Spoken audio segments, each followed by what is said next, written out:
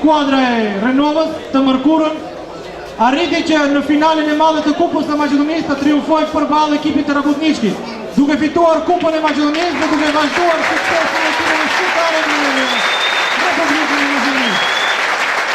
Pikërisht për këtë qëllim, sot në një manifestim rasti përpalla fillimit të kësaj ndeshje të javës së 29, kryesia e klubit të futbollit Shkëndija, futbollistët dhe sigurisht edhe publiku shqiptar tetovar, klubit të futbollit Renova i uron titullin e kampionit në Kupën e Maqedonisë. Prandaj shkoj që të paraqiten në teren fituesit e ri të Kupës së Maqedonisë, futbollistët e klubit të futbollit Renova.